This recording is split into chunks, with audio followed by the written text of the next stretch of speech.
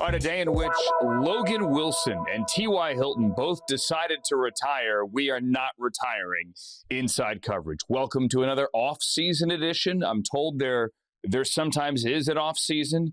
This is the how, the why, any and everything you need to know about the National Football League. We thank you for listening and watching and subscribing and liking and all those things. My name is Andrew Siciliano, joined by two of my Yahoo partners who, like I said, are not retiring today. Our senior NFL writer, Charles Robinson, good to see you, sir, and Ben Fawkes, our gambling insider expert as well. Gentlemen, how we doing on a lovely Wednesday in which we have snow and sun and meteors and all kinds of crazy things? Should be in Ohio looking for meteorite pieces, right? Like everybody else. It's like the latest get-rich scheme. Find chunks of a giant exploding ball of fire. I mean, that's a thing. I thought wagering on all the 15 seeds was... I didn't realize how much meteor pieces were worth. I'm all of a sudden finding out. It's like you can make millions off of finding chunks of meteorites. I was kind of half joking, but you are dead on, C-Rob. For those who don't know, there was a meteor at 9 a.m. On Tuesday that exploded over Northeast Ohio, the western suburbs of Cleveland. And when I say it exploded, it shook homes over a massive swath of land, not just in Northeast Ohio, but in parts of Kentucky. It could be felt like in Michigan as well, Toledo, just south of the Michigan line there. It was loud. It broke windows. As I said, it shook homes. It was clearly captured on Ring cameras, on dashboard cameras, on satellites. It was a big deal. And now people are scurrying to find pieces of that meteorite, because space rock can be worth some money. There could be some legitimate rare earth, like minerals and good stuff in there, or it's just like cool to have a piece of space rock. So I'm currently not in Ohio. I have not found any. And Ben, I believe you're closest. You have not attempted to go to Ohio to look for space rock? I got to be honest. I've been in such a bubble, March Madness. Ben has no idea what we're talking about. I didn't even know this happened. This is the news breaking to me. Ben, I'm going to check it out after this podcast. Ben thought the boom he heard was the Miami Dolphins roster exploding and everybody screaming to pick up pieces. That's a good segue into the Dolphins. It's a great segue. Well done. It's well done. You're a professional. You're a broadcast pro. We'll get to that in a second. I want to do Maxx Crosby, though, first, because you could say that boom was the trade blowing up. You could also say that boom was Max going on his podcast. As we said on Monday, Jory and I were sitting here having the conversation. We said we're going to be talking about this. It'll be the gift that keeps on giving the entire season. Whenever the Ravens go a game without a sack, whenever Max has a sack, whatever happens, right? Yep. Whenever whomever the Ravens take at 14 with the pick they had given to the Raiders makes a play or doesn't make a play, this will be a story. Max gave us some more insight, and to be honest with you, it doesn't make the Ravens look good. He was on his podcast on Tuesday. Here's some of it. Like, before I left, I wanted to see the head coach and just chop it up, talk football, talk ball. Like, he's a defensive guy. Never met him before like that, so I wanted to chop it up. So I didn't get to meet with him till the end of the day.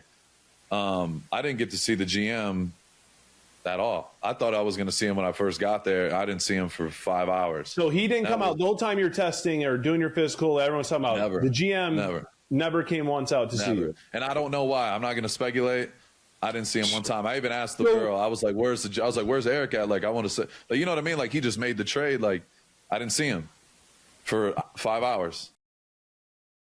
All right, that doesn't look good. There's no other way to say it. It doesn't look good. There's more to the story there. People have tried to make something out of the fact that they made him fly to Dulles instead of BWI. Friends, that's a red herring. There is the only direct from Vegas to BWI is on Southwest.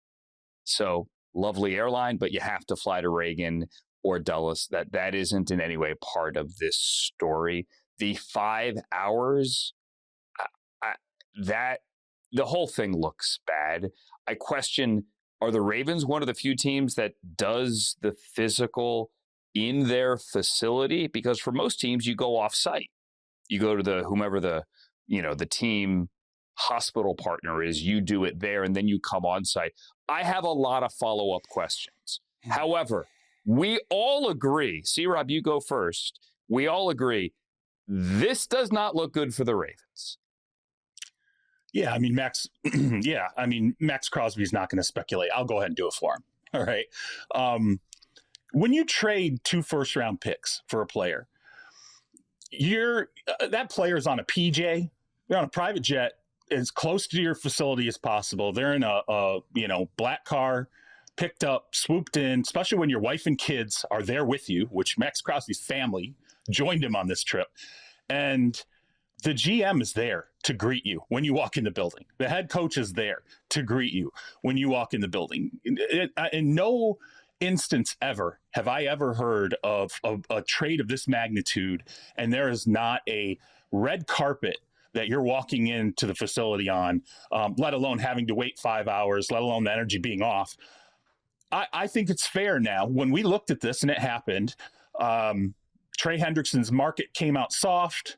All of a sudden, they've got to deal with Trey Hendrickson right after blowing up the Maxx Crosby trade. The Raiders are pissed. They're saying they backed out of the deal rather than just, saying, hey, the physical wasn't passed.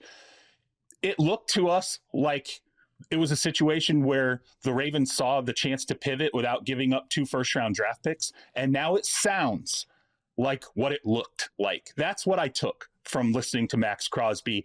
And, after he did that interview, I had some agents that I was texting with, and they're like, the second he walked in, after the first 60 minutes, I'm probably telling my player, leave the facility, like just get out of there, because there's something not right here.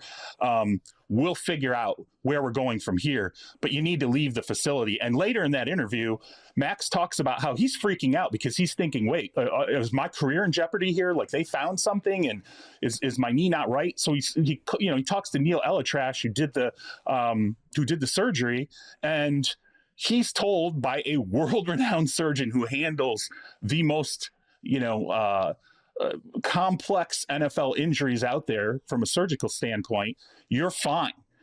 It looks awful for Baltimore, and I think Max doesn't want to say it, but I guarantee you he knows now, looking back, that trade was voided before he even got to the facility. So then why get him it's to also the really facility? Like, hold on a sec, Ben, I'm sorry. Like, if and that's what I don't understand. Like the idea, Hendrickson is still out there. You could have done the Hendrickson deal instead of this deal. You could have written the check you could have tampered like everyone does. You could have had that in hand. You chose to do the Crosby deal instead. You chose to give up the picks instead. You chose to simply do something other than write a check instead. Like, I have a lot of unanswered questions, but we agree it looks bad. Andrew, I think what changed, though, is that I think 2 things changed. Number one, the Ravens weren't entirely sure how many people were going to be coming after Trey Hendrickson and potentially putting that price point further north than where they would have been comfortable. And the thought process with Trey Hendrickson was, this guy wants $40 million a season. And teams were not willing to pay $40 million a season. That changed dramatically after he sat there the first day of free agency, and no one was going to come near that number. And so the second thing that happened was getting $40 million a season. Well, players look at other deals, and that's what agents deal with all the time. Is a player looks at a guy and says, I'm better than that guy, or I'm as good as that guy. I might be older, but at least for the years I'm going to play on this contract, I should be viably at that salary. And I think that the Ravens had no idea his market was going to end up being that soft. I mean, as we say all the time, it only takes one team to pay you the stupid money. And I'm sure the Ravens thought, some team's probably going to give them that money, and we're not. So let's go ahead and get the Crosby deal done. They should have just waited. Frankly, they should have just waited until free agency opened and let's see what Trey Hendrickson's market comes out looking like. And if it's soft, okay, then we're in that deal. And if it's not, okay, we can go back to Maxx Crosby and offer the Raiders ultimately what they're looking for. Ben, I'm sorry, dude, go. No, all good. I was just going to say it's interesting because from kind of an outsider's perspective, right, covering the league more from a gambling perspective, you tend to hear the Ravens as this, first-class organization handed down Ozzie Newsome, kind of a way that they do business. And this doesn't kind of line up, especially as C-Rob was saying.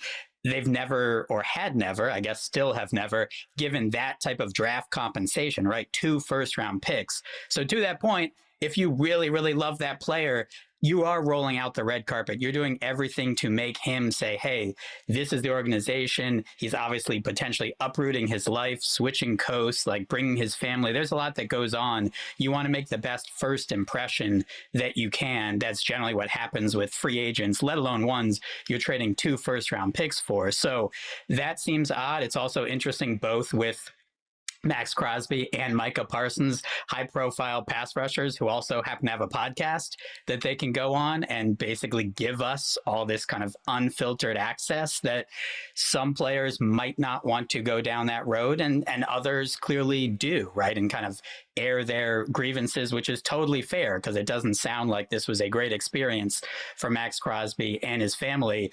Just strictly from a betting perspective, it was interesting. The Ravens were one of 10 teams that had a win total of 10.5, which was the highest in the NFL. When the Maxx Crosby deal got done, they did get bumped up to 11.5. And so that did stay there, I think, once the deal was nixed. Odds makers thinking that, hey, they were probably going to go after another player like a Trey Hendrickson to basically fill that void with Maxx Crosby. And so they are still now at 11.5. The Rams also moved up, so they're tied with the Rams, the 2 teams with a win total of 11.5. The other teams still at 10.5. So it did bump them up a bit. They're the favorite in the AFC or the second favorite behind the Bills, depending on the sports book. And they're right there in kind of the third, fourth favorite for the Super Bowl. So odds makers like that, certainly with other moves. And obviously they still have their draft picks, but the Ravens on paper should be a very good team. It just seems like a little of a black eye with how everything happened. Yeah, and I still think there's some unanswered questions here. And I do think that we're being, like for the thousandth time, the whole thing stinks. I do think it is reasonable to believe that the Ravens have legitimate concerns about the knee. However, both can be true. It shouldn't have been handled this way. Like, then don't do the deal. Or just like don't leak the deal. Obviously, that's harder. It's the timing's tough. Don't handle your business this way. This isn't a good way to handle your business. We all agree on that. We all agree on that. And everyone, look, the Raiders are a better team today than they were 10 days ago. Period. Because of all the freedom they probably felt, thinking they had the 2 number 1 picks, they had all this cap space. Max was, for all intents and purposes, off their books. Let's go sign everything. If Maxx Crosby had stayed, if they hadn't made the trade with the Raiders, have signed Quay Walker and Nakobe Dean and Jalen Naylor and made all the moves that they made, I don't know. Only they can answer that. And of course, they're not going to say, hey, our plan of attack totally changed. They're not going to admit that the Ravens in any way affected the way that they were doing business. The Raiders are in a good position right now. Like I said, they were a winner last week when we did our wrapping up free agency show. I think they come out smelling fine here, and I think Max is going to be as motivated as ever to go out there and wreck things. And the defense, the players behind him this coming season will be far better than the players that he had behind him last season when he was a one-man band with a bunch of replaceable parts from other people's rosters. So in the end, I think the Raiders are going to be just fine. And my last point on this about the sequence of events on that day in question, did the Ravens, and I don't know the answer because they didn't post anything, certainly, did the Ravens have their social media team, their content team, waiting outside the building, the castle as they call it, in Owings Mills, when Crosby got out of the car? Like, are you filming all of that? Clearly it wasn't released, and most teams don't release it contemporaneously, like in the moment, to document everything until all trades are done. Did they have their cameras there? And if they did, then, okay, maybe it was a red flag in the medical, or maybe something else happened. If they didn't, if there were no cameras to film this guy getting out of the car, well, then that says a lot, doesn't it? That's a good point. And, Crosby could answer that. I never thought about that, but you're right. That would be my follow-up question. Yeah. In a typical instance like this, you're certainly not going to miss that social media opportunity, knowing how popular this trade was. It was the biggest news in the NFL at that time. And or for your behind-the-scenes docuseries that every team does. Yeah. They were so excited, to to announce it, the process, and every other team. I mean, you're right. Social media teams would usually be out there documenting it. I'm curious now that you raised that. I just can't, in my mind, come up with a good reason for a general manager and a head coach not meeting the guy when he walks into the building. Even though he hasn't gone through the physical or whatever, there's just I've never heard of that, especially in an instance where you're giving up 2 first-round picks and it's something of this nature. Everybody's there to greet you, and it's not 5 hours later, and you're going back and forth with your agent, going, "Yeah, I don't know, man. Like, I'm still sitting here, and I can't find the coach. I can't find the GM." It feeling off the second he walked into the building, it speaks volumes to me. And to your point, Andrew, I think also if there's a player that's you would count on to recoup that potential value, even if you're not going to get 2 1s, a pissed off Maxx Crosby, assuming the knee looks good, he's going to play, assuming for the Raiders, play well. And even if it's half the season before the trade deadline, you're going to count on him to kind of get those stats up. He wants to, this has been embarrassing for him too. It's not, it wasn't how this was supposed to go. It'll be interesting to see what he looks like at the start of the season, weeks 1 to 6. And if they, decide to deal him then, what that market looks like if he has 6, 7, 8 sacks by that point. Yeah, because, you're going to get a good return for him then if you do trade him at the deadline, if you're not winning, but he's playing well and he appears to be healthy. All right, let's hit the Dolphins real quick here because that is the major move, barring a podcast drop, since we last all spoke. And that is Jalen Waddle going from the Dolphins to the Broncos in return for a 1, a 3, and a 4. It's a 4th-round pick swap, so in essence, it's a 1 and a 3. The Broncos will tell you, well, it's a bottom of the 1st and a bottom of the 3rd. Really, it's a 2 and a 4. It isn't. It is a 1 and a 3. The 1st-round pick is the 30th overall. I think it's great for the Broncos. They basically set out of free agency other than re-signing a handful of their own guys. So, bam, Broncos fans, be happy you made the move. You get the weapon, and Jalen Waddle is a very good football player. From the Dolphins' perspective, however, it is a total teardown. And I hate to say I told you so, but C-Rob, you and Jory and I sat there in Indianapolis at the Combine, and we had this exact conversation. And I said, hey, listen, Malik Willis, I get it. You go to Jeff Hafley, you go to John Eric Sullivan, you go to guys that you know and like and trust. You're getting a big bag. I am happy for Malik and his journey and to live in a state without income tax and all of that. But I believe, and we can check the tape, I said, this is a teardown you're going to in Miami. Now it's even more of a teardown. It's like they bought the Dolphins for the land only. So, what is Malik Willis doing here? This is such a 1 foot in, 1 foot out, scenario for the Dolphins. You can see it. At least I can see it. They're in the midst of, okay, we signed Malik Willis to a 3-year deal that's really a 2-year deal. And if it's a 2-year deal, his 2nd year salary it's commensurate with basically a bridge starter. So what this tells me right now is that you have the Miami Dolphins saying, okay, we're offloading assets. We'll see with Malik Willis. We don't know for sure, but we're only really committed to him for 2 years. And if he plays poorly in year 1, and we've torn it down and we have all these draft picks, there's a bumper crop of quarterbacks in the 2027 NFL draft. So now this gives us the ability to pivot, draft a quarterback in the 2027 draft, have our bridge starter already on the roster in Malik Willis, who can start, manage the team until we're ready to move forward with that rookie quarterback. And then it becomes a total reboot. Just the way the contract is structured, the moves they've continued to make, especially when you send Waddle away.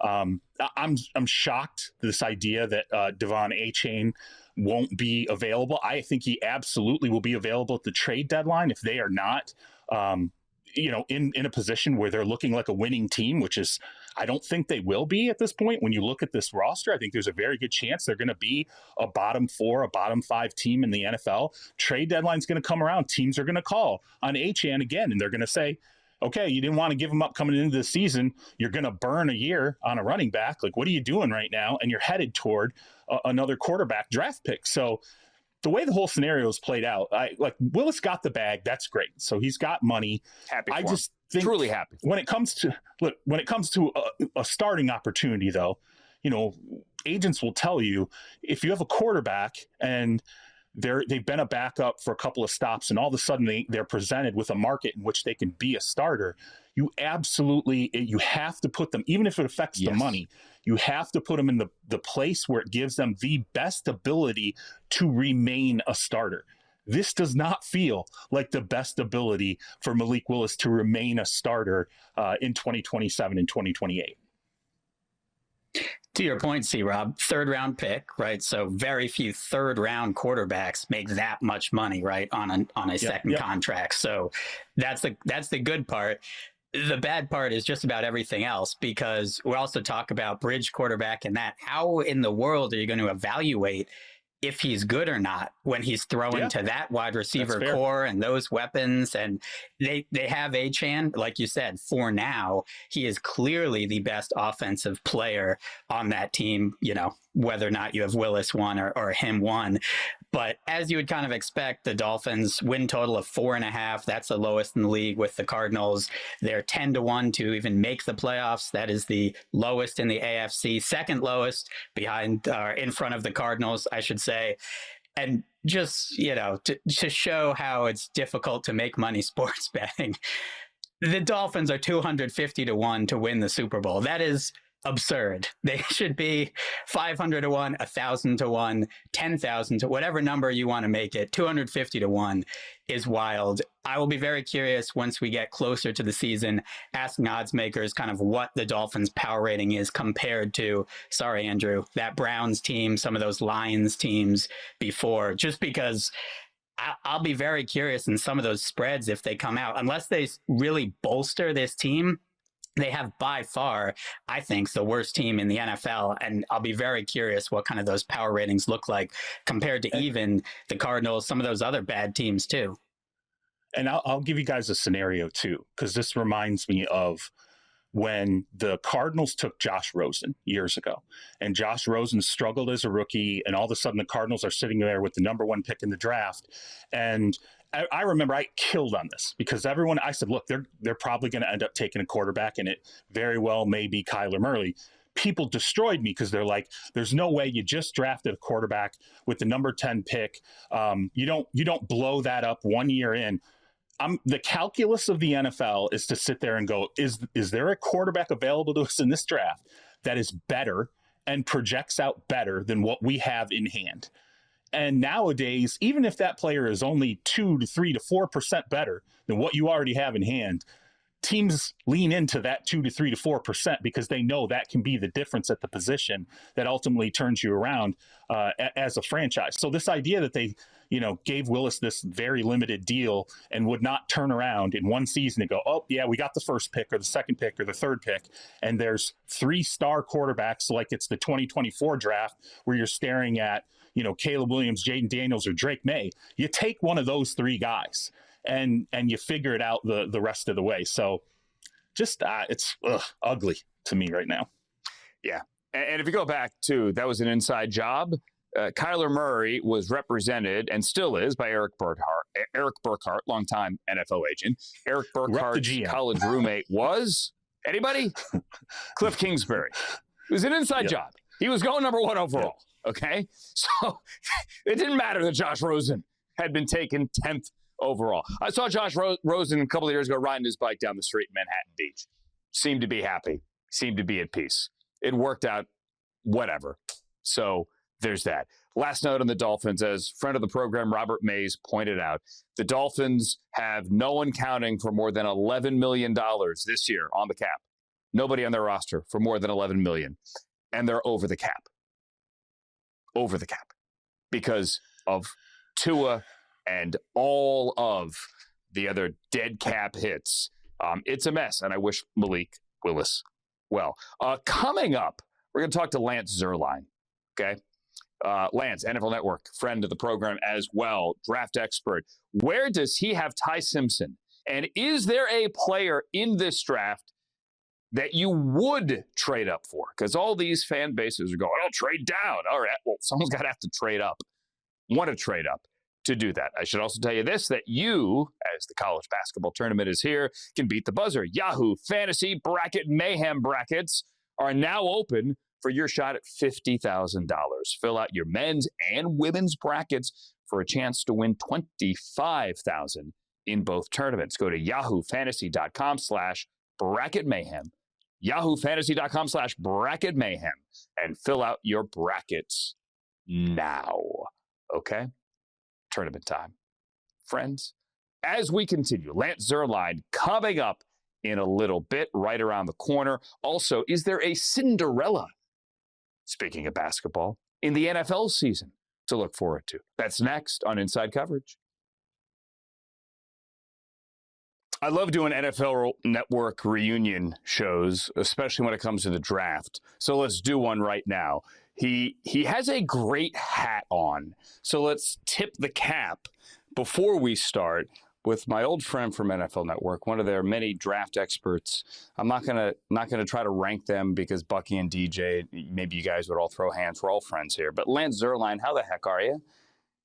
Good. I got this. Saw Wilco in. I saw him in Red Rocks, but I got this one in Austin. We saw him in Austin as well. So last time, I guess I saw him in Houston more recently, but yeah, picked up the hat there. Always a good show. A little, it's a calm show. You don't, yes. There's not a lot of, you get to relax a little bit at a Wilco show. I felt for you at the Combine. First of all, I missed you at the Combine. For those who don't know, you sat out the Combine, but with good reason. Your better half was running the Tokyo Marathon. So you went to Japan. I love Japan. Been a couple times. Was there last summer. And that was an amazing experience. I have no doubt. But how did it eat you up inside to not be roaming around a convention center in Indianapolis? I mean, my wife's not going to see this.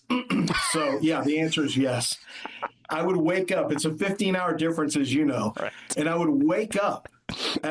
Because I just couldn't. I'd wake up at 5 a.m. their time. Couldn't go back to sleep. And there was already, Kenyon Sadiq's already running a 4.3940, and it's already, and I'm like, oh my, I'm missing, like, guys are vertical leaps are 45 inches, and and Kenyon Sadiq is running a 4.39, and I've got to kind of, I'm just looking at all these videos on my phone. Now, I loved Japan. I would not give it up for the world. I love going and taking the trip there. But I will say, it was. It was more difficult than I expected once I saw the videos and saw all. I just wish they would have postponed it a week. That's all. For you. Just wait until I got back. That's all I ask. Right. We'll work on that next year. If your wife wants to keep running the world majors, we'll definitely work around your schedule if that's okay. She's done 6 and she thinks she's done. She retired after this and the bone on bone knee issue. She just can't make another one. Yeah. It's pretty rough. I don't know how she did 4 of them like that, but wouldn't have been me. I would have medical red flagged her at the Combine and she would have never run another one. Yeah, she'd be on your do not draft list, although clearly you drafted her and everything has worked out fantastic. Hall of Famer, as we all know. You did your first mock after the Combine. You have yet to do one post-free agency, right? Yeah, I did. That was my second one after your last one, I'm sorry. But how much is going to change after free agency is my question. A lot. I don't love doing, how it goes. I mean, this is on the editorial side. They decide when we do the mocks, they get a lot of hits. They get a lot of attention. People get angry about them. And, before you even hit free agency, it's just a fun little exercise. That's all. It's meaningless. All of them are meaningless, but these are especially meaningless because you haven't had free agency yet. So once free agency hits, everything changes. So we've already seen, I turned my mock draft in Tokyo before the end of the Combine. The Rams, or maybe it was right after, it was before the end, I think. Then you had the trade made, between the Rams and the Ravens. So I have to go in and change that like at 11 o'clock at night, Tokyo time. And since my last mock came out, We know Jalen Waddle has been traded, and so many of the teams have addressed needs that they expected, that I expected to be primary needs for them.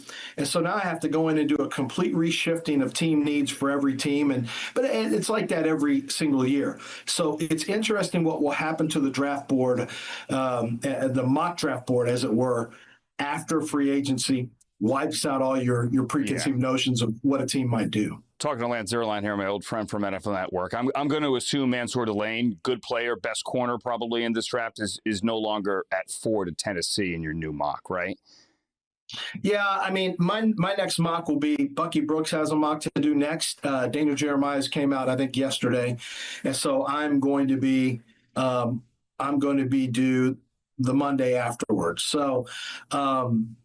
I don't know where I'm going to put him. I feel like he's one of the top 3 players in the draft, top 3 or 4 players in the draft. I think he's a fantastic corner. I think he's got everything you want except for he's not a 6'1" cornerback. He's going to run really fast at his pro day, but he's also not. He doesn't have that elite size, elite length. He doesn't have the measurables that you would expect from a number 1, top 3, top 4 type of corner. But from a play standpoint, Andrew, I think he's one of the top 3 players in this year's draft. It's just, where do you draft a guy who comes in just under 6 feet tall, whose arm length isn't 31 inches, which gets into the ability to make plays on the football. But I think when you watch tape, he is an outstanding corner. But to your point, these trades and free agency moves really wipe out boards quite a bit for the mock draft. And I had a hard time slotting who would go where for Tennessee is a really, really difficult one. I don't love a right tackle for the Arizona Cardinals at number 3. It's just the board doesn't really line up with some of the needs this year, and it's really made it challenging at a couple of the spots. It's so interesting with free agency because you look at the Giants. Well, geez, they just spent money on Edmonds. Are they going to take Styles if Styles is the best guy sitting there?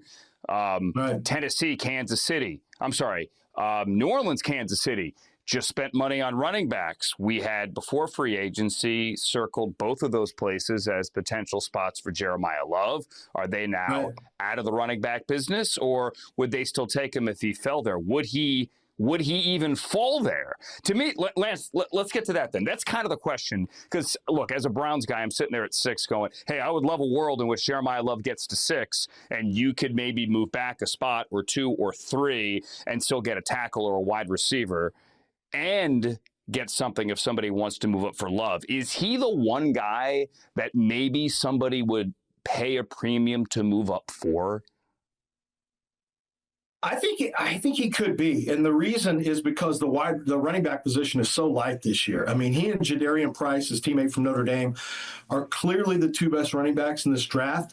And then you go Mike Washington from Arkansas, who's a height, weight, speed running back, but really,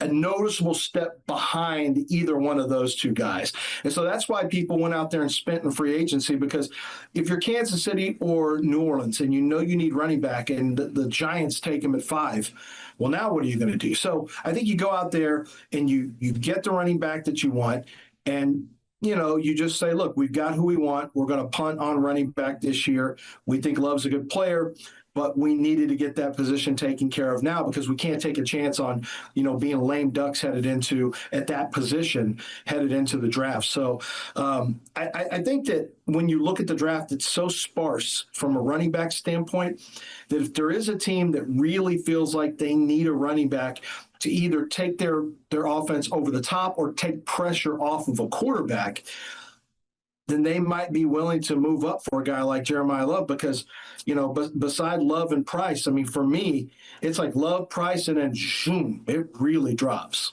And if we're being honest, as much as we like Price, there's a drop-off between Love and Price, and a noticeable one. It's not like 1 and 1A. It's 1, and there's a gap to 2, isn't there? There is, but for me, it's reasons different than what you're thinking. For me, I think Jadarian Price is a more natural running back than Jeremiah Love. I think he sees the holes better. I think he maneuvers around the interior better. I think he has a better feel for the position, sets up blocks, everything you love.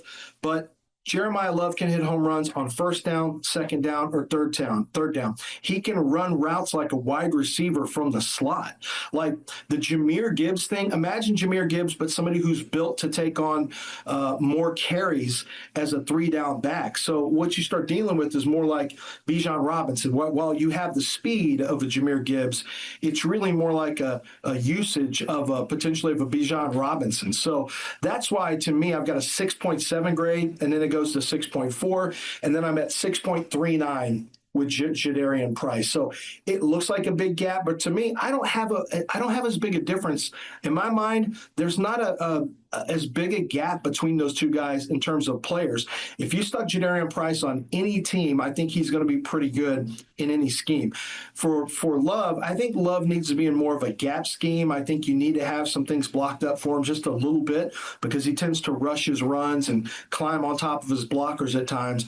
But he's such a violent he runs with a violent pace. He makes violent cuts. Like, he is just an explosive player from the time he gets the ball in his hands to the way he finishes. I mean, I don't know how many times on tape, Andrew, I looked and saw him jumping over players. Just, he did it all the time. I mean, you have to stop doing that. But it gets to the mindset of that guy just has an urgency inside of him that I think translates into, explosive potential on any snap. And that's why there's such a love for Jeremiah Love this year.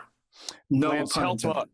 Sorry about that. Help our viewers and listeners navigate pro day season here, or 30 visit season, because I always try to convey to people, hey, look, if your favorite team met with a player at the combine, that means they're doing their job, right? That's why they're there, to meet with the players. If they have a player in for a 30 visit, maybe that means a little bit more, but there's also some gamesmanship with that. And when you schedule those visits, do you schedule them 6 weeks out? Do you schedule them the week before the draft? And then there's the issue of what players do at pro days. Like, for example, do you care if Denzel Boston didn't run a 40 at UW Pro Day, or does it leave you with more questions? We're in this period of more information gathering, but there's also a lot of misinformation. Yeah, I think that, sometimes I think the smokescreen stuff gets blown out of proportion by the general public. Sometimes information is out there and it's just the correct information. And there may be an injury to a player. There may be things that leak out about a player. And it's not smokescreen. It's just, it's just real information that somebody maybe got from a source. I understand how it looks nefarious at times to people, but But to your point, though, there are, sometimes you do want to hide your attention or hide your intentions in terms of who you like in the draft. And then there's other guys like the Houston Texans. It's not unusual for them to draft a guy they've had in on a 30 visit. I tend to go back and look at 30 visits and see which teams drafted players from 30 visits. And I talked to the Colts about it, and they tend to they use that as more information gathering on guys who are a lot of times outside of the general area of who they want to draft. So every team kind of does it differently. Now, at pro days, I do put some stock in when general managers show up at a pro day. I think there's something there. They want to be able to get to the head coach and talk to him, because a lot of times the head coach might be a little bit more honest with the general manager. They want to be able to get there and maybe talk to a strength coach, talk to the quote-unquote GM at the college, talk to the players by themselves in a setting. So I do think when general managers, I saw that the Atlanta Falcons are at Georgia's pro day. That makes perfect sense. But when a GM and a head coach both go to a pro day, a lot of times I take notice. Now, I will say, when Mike Tomlin and Kevin Colbert were with the Steelers, they went everywhere together. Like, they just go hit the pro day circus. Yeah, I mean, they were everywhere. So you couldn't read too much into that one. But when it doesn't happen often and then you see it happen, you should probably take note of that, especially if there's been a little bit of buzz about that team, or if a player has mentioned that team on the combine podium. Interesting. Where are you on Ty Simpson, Lance? So he's an interesting one. when I was watching him in the middle of my studies, I'm like, man, this guy's, wow, he's looks a little better than I remember seeing him late in the season. Then as you get through the rest of the tape, he really did fall off later in the season. Now, some of that may have been in part due to the injuries he suffered. He played through nagging injuries. That's obviously a big part of it. But I think some of it was maybe defenses just started to kind of get a feel for him and get a feel for some of his tendencies, and maybe started to change how they defended him somewhat. When I watched him, he's a 1-year starter. And there, as you know, Andrew, it's not a great history for 1-year starters in the NFL. It's not a great success rate. So he's coming into the league with that, and that is a concern. However, he navigates the pocket brilliantly, just very smooth in terms of the way he slides and climbs, a very naturally pocket mobile quarterback. He gets through his progressions. He reads defenses. There's a lot of the same things I saw from Mac Jones on tape when he came out of Alabama, who is also a 1-year starter. I see some of the same things with Ty Simpson. I think the question is, can Ty Simpson get the experience he needs on the NFL level as he progresses as a starter? Like, can you learn on the run as a starter? It's a really difficult task. It takes great ownership. It takes a very patient general manager, a patient head coach, someone else, a lot of times a veteran quarterback who's a good second set of eyes in the locker room. Can you let him sit for a year or two? That's optimal. If you can do that, let him take mental reps in the building, on the sideline, in the film room. I think all of that's going to be important for Ty Simpson because you don't have the game experience that these other quarterbacks have. The 1 year. Is there a world? I'm not saying. I keep cutting you off. I'm sorry, man. It's the connection. No, you're My fine. apologies. Is there a world in which the Cardinals either take him at the top of the second, if he's still there, top of the second, or move into the bottom of the first to try to get that 5th year? Does that one make too much sense? It seems like that's the group think, which I know I hate the group think, but that's kind of the time of the year we're in. Yeah. I study historical norms for how teams drafted and how players get drafted. So historically, you're either a first rounder or a third rounder. There's not a lot. I think we had the 7th second round quarterback in the last decade was Tyler Shuck last year. Like, teams either draft you in the first or they wait until the third most of the time. You could see him taken in the second, him that we're talking about, the Ty Simpson, obviously. But the trade in for the 5th year, I think, is almost more important because of the lack of experience that we just talked about. So you like to buy that extra year if you get a chance to buy the extra year. So it wouldn't shock me if a team like Arizona got in there, and a team like, you look at the 32nd pick, John Schneider trades out of the first round all the time. That's not unusual for Schneider to get out of the first. So that might make sense for just a quick jump back for Schneider and a quick jump up for Arizona. And then you got your potential quarterback of the future. So, yeah, I think that's a team that makes a lot of sense. Maybe the Jets take a look at him early in the second round. I thought the Rams would make a lot of sense for him previously, but now since they've, made their trades, the Rams to me are probably not in the mix, but you never know how Les Snead's going to maneuver. So I hate to completely wipe them out. No, I totally get that. And I'm with you. The way all their moves, the Trent McDuffie trade, everything else, the idea that they would allegedly be in an A.J. Brown, I don't know if I entirely buy that. Right. It just screams, go get a weapon at 13, win right now. Curious, Lance, last thing, as we look back on last year and understanding it's easy with now the hindsight to look back and make sweeping judgments. In the moment when the Falcons traded up and the Rams traded out and the Falcons took James Pierce, what was your reaction? Because right now, Rams are sitting pretty with that pick. I was shocked. I mean, I'd heard the stuff behind the scenes. We didn't talk about it. We don't really talk about it a lot. On the air, we might make, coded words like there's some maturity issues.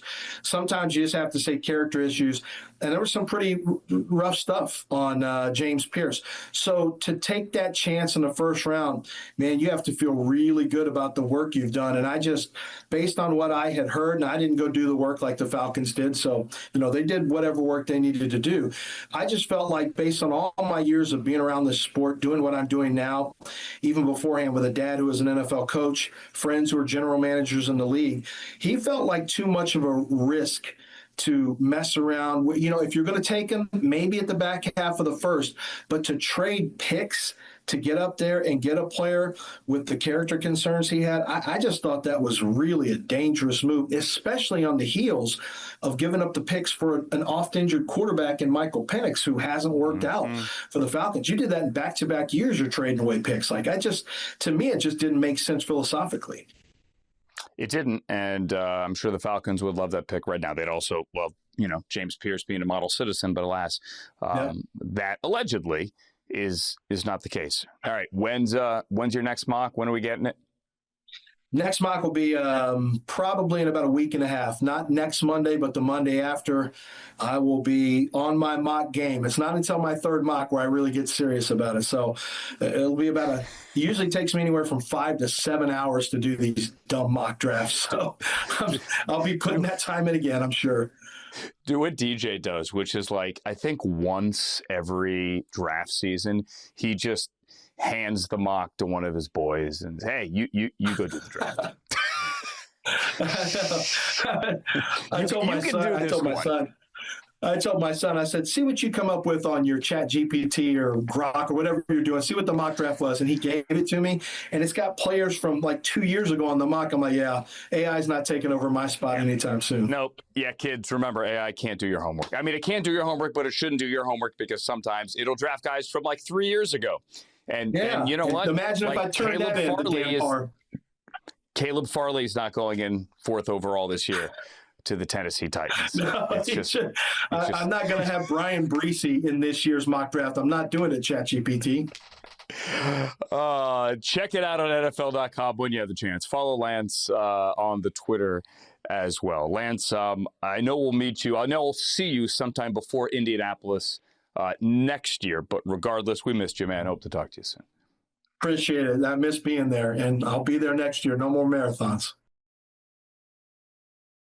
Inside coverage on Yahoo. A lot of people were watching college basketball on Tuesday night, the first 4, whatever they call those games in Dayton, Ohio. Okay, that was good. I had on my big screen in my living room, Charles Robinson and Ben Fawkes. I had on the World Baseball Classic, which I'm a baseball guy. I thought was amazing.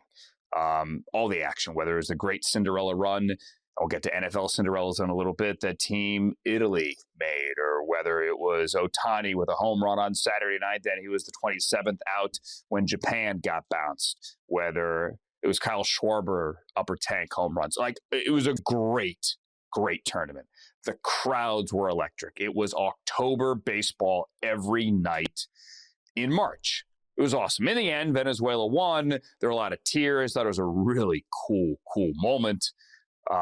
Just their emotion, obviously, a lot going on for them. I thought it was great. It's everything we love about sports. In the end, I obviously was rooting for Team USA, but it didn't happen. But there is a parallel here. And I know there are jokes. We're a hockey country now because we swept gold in Milan and Cortina. We're not. We're a baseball country. We're a football country. And in 2028, when flag is in the Olympics here in Los Angeles, this will be a conversation. Do NFL teams, it's one thing that if they're forced to allow some players to play. It's another thing if they want their players to play.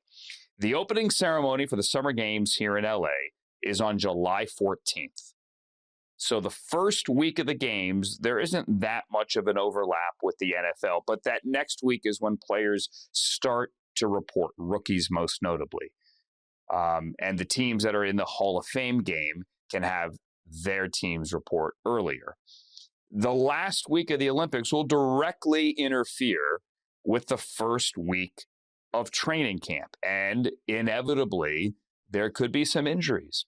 that happens. It happened not only during the Olympics, the Kings lost a key member of their team to a knee injury for the rest of the year, and in baseball as well. Guys pulled hammies, guys got hurt. Charles, how do you think the NFL will deal with this once they actually have to deal with this?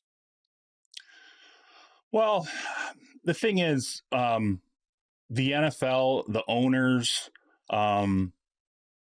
definitely 345 Park Avenue, the league office, everyone is really prioritizing this international push and the expansion of the game in the eyes of the world.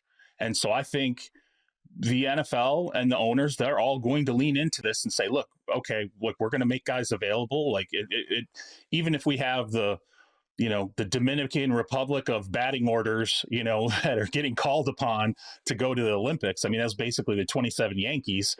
Imagine that many stars from NFL teams stepping away to being involved in the Olympics.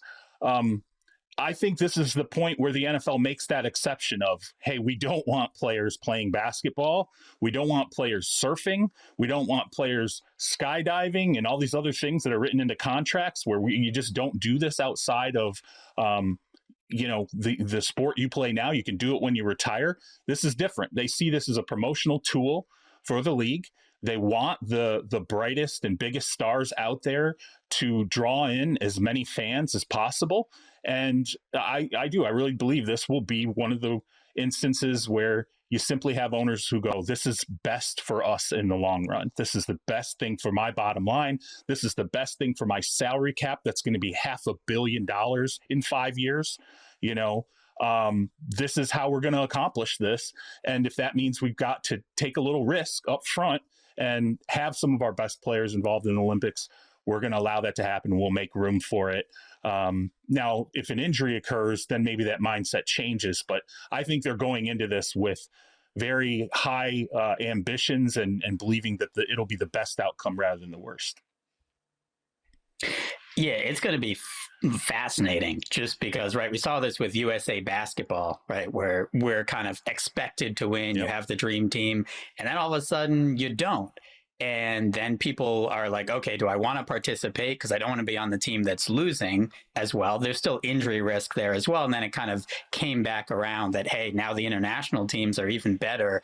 I think when you're appealing to that source of pride, of nationalism, we saw that with the WBC, right? Just look at all of those home runs and bat flips and the crowd and the teams and how into it they were, how much it meant. We saw all of those players, Venezuelan players, crying afterwards, and Bryce Harper with that classy moment kind of congratulating them as well. Like, it just meant so much to all the players.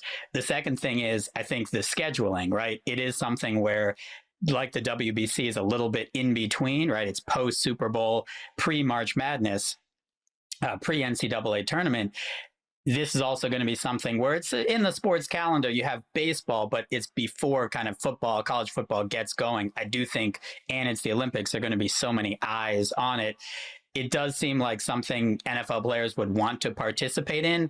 Injuries are certainly always a risk, but they're a risk in anything you do. I think the only question is, are teams potentially concerned because it's also a little bit of a different game, right? They've played this in the Pro Bowl, right, but it's not. Basketball is basketball. Yes, the international game has a couple other rules. The ball is a little different, but flag football, there's different cutting, smaller field, how they're not tackling, right? So there's just things that could occur, different movements. Again, these are elite athletes. I think they'll be fine.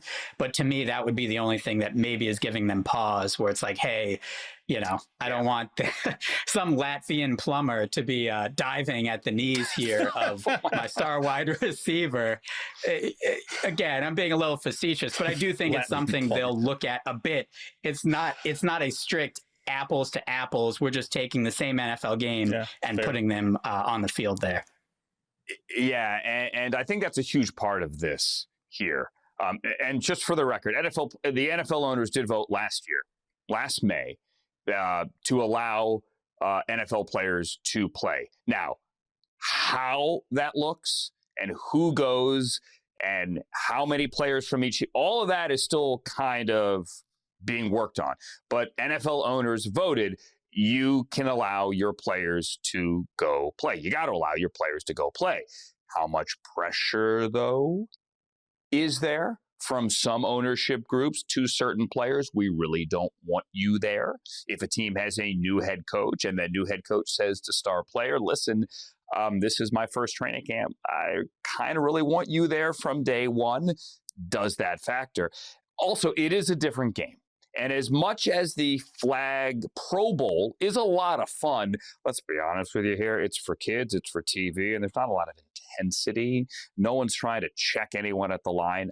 I know it's flag, you can only do so much, but there isn't a very high degree of athletic competition going on in the flag game for kids on a Tuesday night in a convention center.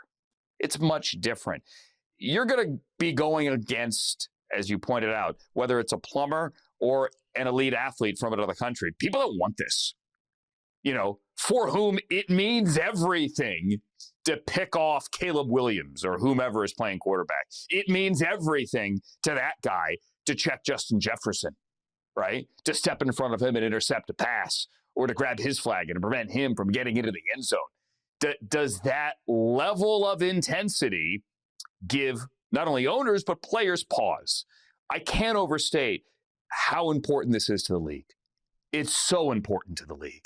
So beyond important to the league, because flag is a massive part of international growth. Massive part. Yeah. That's how, it's one thing to put the games on TV in 200 countries. It's another thing to show young people in those 200 countries, this is an easy and cheap and affordable way for you to get your feet wet and to learn the sport and to get in the International Pathway Program and to pay it forward and to be part of the NFL machine. So they want NFL players. But are you sending special teamers? Or are you sending all pros? It's going to be fascinating. Yeah, that's what's still got to be worked out. But the one component of this that I would never turn away from is, maybe you're nervous about the level of competition in terms of who's going to be coming at your players. But, go around NFL locker rooms. Like I remember after, the Olympics and, Steph Curry hits that 3-pointer against, France in the final. Every NFL player was talking about it. They were, on social media, you're posting clips. They're going bananas because they're like, this is amazing. What an unbelievable moment. It's on that international stage. I got to believe the competitors, the people in the NFL that are truly competitive, would love to have a little piece of that for themselves, would love to have that kind of a moment. They want a gold medal too. Yeah. And I think I said this to you before, Andrew, where they hand out championship rings, Super Bowl rings every year.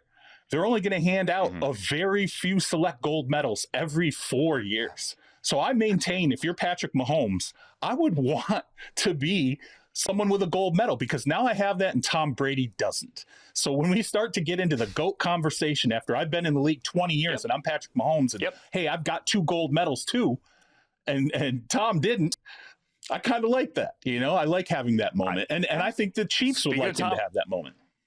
Yeah. Speaking of Tom Brady, that Fanatics flag football game that was supposed to be in the Middle East this weekend is in the middle of Los Angeles this weekend. And I will be there on Saturday. That is at what used to be the Chargers. No, it's going to be downtown at the other soccer stadium. The best of the best in the NFL are in town this weekend. Actually, there are 2 events in town. There is another flag event in Orange County that RX3 puts on, where all the quarterbacks have gone to for years.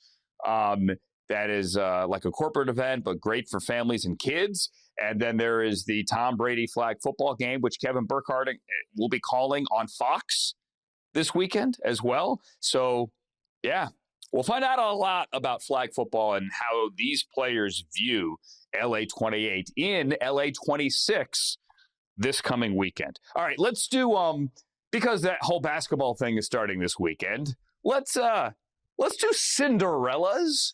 Like, is there a Valpo walking through that door when the NFL season kicks off, whether it be in Australia or in Seattle in 2026? Ben, you go first. Can you give me a Cinderella for the coming fall?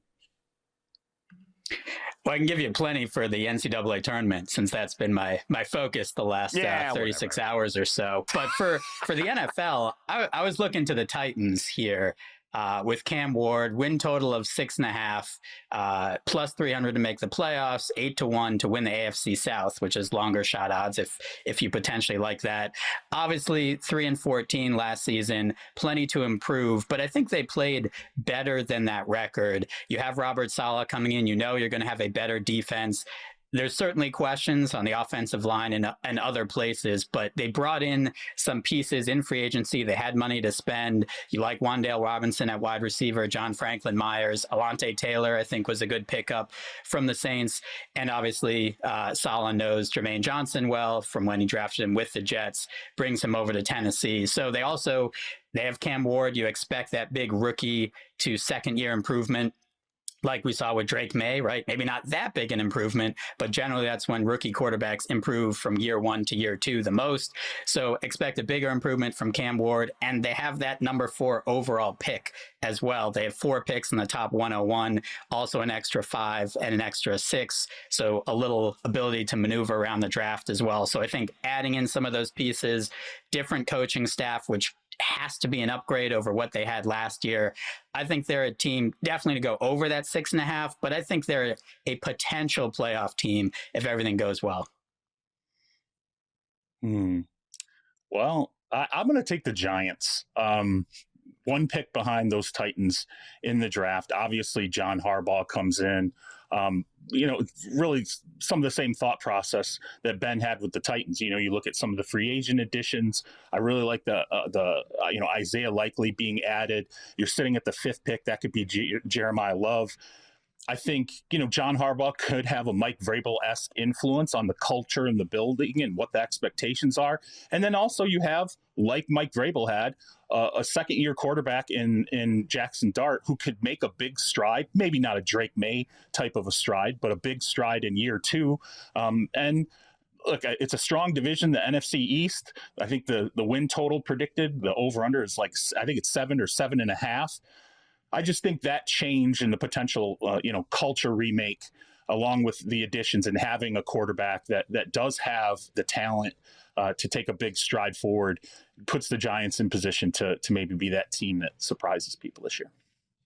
Look, you had 2 teams last year that picked in the top 5, the Jaguars and the Patriots, both make it to the postseason. The Patriots obviously made it to the Super Bowl. The year before, I believe, you had Washington obviously make it to the NFC Championship game as well. Not the NFC, the NFC Championship game. Washington made it to the NFC Championship after picking 2nd overall. So it's happened. There is precedent in each of the last 2 seasons where a team that picks quite early on Thursday night ends up in the postseason. Both of those picks are great, especially considering, I think, what the Titans have spent. They get the new head coach bounce as well. If you're bullish on Jackson Dart, either one of those quarterbacks, Jackson Dart, Cam Ward, can make the bounce from year 1 to year 2, or the leap, either whatever you want to call your offseason cliche topic bar. And those teams can make it into the postseason. I'm going to make a selection because honestly, both the Titans and the Raiders were the ones that I was going to do, but I picked the Raiders last week when I did my winners in free agency, so I don't want to go back to them. And I was pumping up the Raiders earlier. So don't laugh at me. I know that I work for the Browns, but to me it was the only other obvious choice. Here's why. Hear me out. Don't laugh. Number 1, they had a top 5 defense last year. I know Jim Schwartz is gone. Mike Grutenberg takes over. I'm not going to say that it isn't logical that they take a little bit of a step back. Maybe they take a step forward. But even if they take a step back, a little one, and they're still in the top 10, I'll take a top 10 defense any day. They went out and they rebuilt the offensive line. Now, you can say, why would you give those guys all that money? You overspent. You're in a bad position to begin with. I don't care. Their offensive line looks better today than it did a week ago or 2 weeks ago. Chances are you're going to draft a left tackle. Some point. 6, 24, 37, I don't care where. At some point. If you could just give me, and I like Todd Monken. I think Todd Monken could very well be Bruce Arians part 2. That fun, in your face, hold you accountable, crack a few jokes, really good offensive coach who finally gets a shot later in life to be a head coach in the NFL. And I think that their offense can and should be better. Not a shot at the old administration, but hey, new head coach, hope for the best, right? Obviously, as we see Shedeur Sanders on the screen here, they've got to figure out the quarterback thing. Shedeur will be given a fair shot to win it. It might be him. He showed moments last year where you're like, okay, he can play. Other moments, he looked like a rookie quarterback. Is Deshaun Watson in the competition? Probably right now. Yeah, he is. Are they going to add another quarterback? I have no idea. But if you're telling me that you could have a top 10 defense, a better offense, and wait for it, on paper, who has the easiest schedule in the NFL right now? It's the Cleveland Browns. On paper. Now, it's March. We haven't drafted yet. It doesn't mean anything. It doesn't. But Patriot fans will concede it does mean something. Schedule does matter. On paper, though, who might have a worse quarterback situation? Oh, the Arizona Cardinals have a worse quarterback situation right now. They're a team with a worse quarterback. I just said the Browns have to figure out the quarterback situation. I am in no way sugarcoating that, Ben. But AFC North, if you look at the AFC North collectively, they will have among the quote-unquote easiest, air quotes here, because it only means so much. Once the games begin, you throw it out. Easiest schedules in the league because the AFC North this year plays the NFC South and the AFC South. Those are their two divisions. So for the interest of this, what's today's date? March 18th podcast. And Ben, tip of the cap to you. This is your idea here. I'm going to call the Browns my Cinderella team. We're going to keep track of this, right? We can all forget this. I guess we didn't define exactly how far, what exactly Cinderella is that making the playoffs? Is that exceeding their win total? For Pete's sake, you took the Titans here, Ben. You're acting like you just picked the 27 Yankees. Oh man! Compared to the Browns quarterback situation, I'm feeling great. He's going back to. Okay. If you make it only on the quarterback situation, then yeah, you have a point. If you look at the rest of the roster collectively, then I've got a point. That is true. Okay. Yep. Obviously, it's the most important position in sports. I totally agree with that. I totally get that. Now, this is Madison looking at her stopwatch going, I said 15 minutes, people. You're 5 minutes over. Do we have time for one more thing, Madison? Yes or no? Yes! Here it is.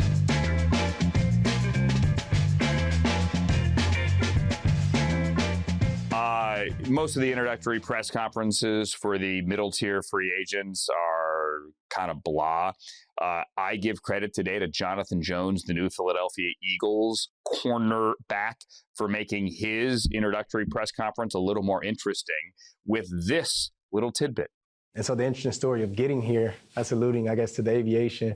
Found a little passion for aviation a few years back and flew up here today for signing. And so it's something a little hobby of mine that I enjoy doing. Yeah, it was just, I'm always looking for, new hobbies. And, I grew up as a country boy. And so always outside, bikes, four-wheelers, and just kind of was my niche. And got exposed to general aviation, took a discovery flight, and I fell in love with it. And so, hopped over from Charlotte today over to here. And so it was a quick flight, but like I said, anytime I can fly, I love it.